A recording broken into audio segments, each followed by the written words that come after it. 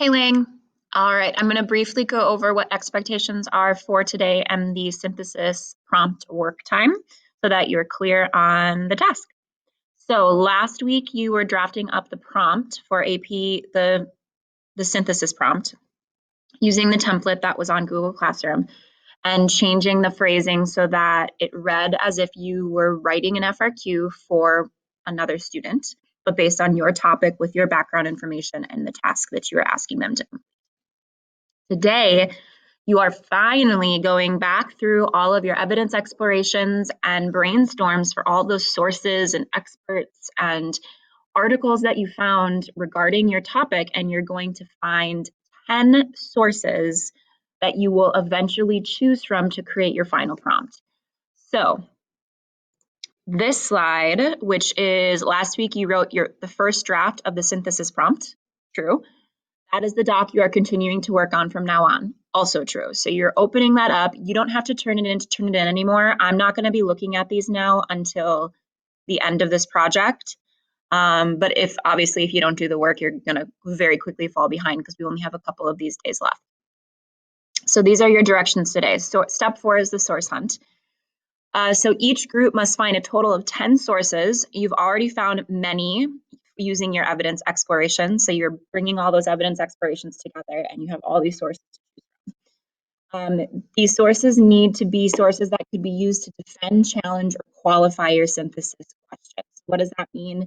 That means that just like in any other synthesis prompt, your sources that you end up coming up with need to offer support for both sides or different sides of your prompt. Okay, so make sure that you're offering sources that'll support your claim and potentially also serve as a counterargument.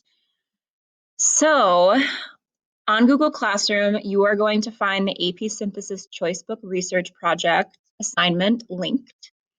And you are going to page 10, which is step 4, finding sources. So this says, the most effective synthesis prompts give the test takers a wide variety of sources to consider. These sources are of various types, lengths, and opinions. This diversity allows each test taker to choose their own individual approach to the assignment, while providing them with the tools to adequately synthesize into their paper. You and your group are finding 10 sources specific to your assigned topic. This will ensure that your group will be providing sources that show the complexity of the issue. My recommendation to you is that you split up the hunt for these sources. Maybe half of your group is finding sources that support the pro side of your conversation, and the other half of your group is looking for sources that support the counter argument. You could also divide up your sources based on the type of source. So one of our requirements is that not only do the sources evenly cover your topic, but you need to also make sure that you are finding different types of sources. In this chart here, all of the sources that are in all caps are absolutely required. So that means that out of your 10 sources, I need an academic journal, data, so statistic, graph, something like that, editorial, news website, and an image. 2 images, actually, to be exact, which could be graphs, charts, cartoons, or photos. And then these other options are things that you could potentially choose from as well. We're looking for a variety. When you're looking at your sources, consider the validity of your sources. It's okay to have an opinion piece, which could obviously be biased, but make sure the source is still reliable. So if it is an opinion piece and it's biased, it needs to be coming from the New York Times or Huffington Post or another credible publisher. Your sources should be a combination of opinion and factual writing. It's hard to have a conversation with facts, so make sure that you're getting sources that talk about the issue rather than just defining it or giving background information. When looking for sources, think outside the box. The most obvious choices are not always the best. And have fun. To create an assignment like this is challenging, but it can also be very rewarding and is evidence of high-level thinking skills. If you guys create really strong prompts, this is incredible work, and you're really thinking critically, and you're really being creative and using a lot of different parts of your brain. We are hoping this is also very helpful for you in the process of learning synthesis and how to use these sources and how to form a strong argument.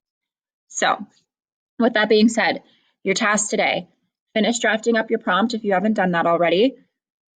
Divide and conquer and find 10 sources that are a variety of forms and cover evenly multiple sides of your topic. Save those sources in a folder on Google Drive, whether that's downloading a PDF or copying and pasting links, and find all of those sources. They don't necessarily need to be formatted into the prompt today. You are just gathering links, gathering PDFs, gathering documents, and saving them all in one folder that your entire team has access to, because the next step is narrowing your sources. All right. Use this time wisely. Thank you. I'll see you tomorrow.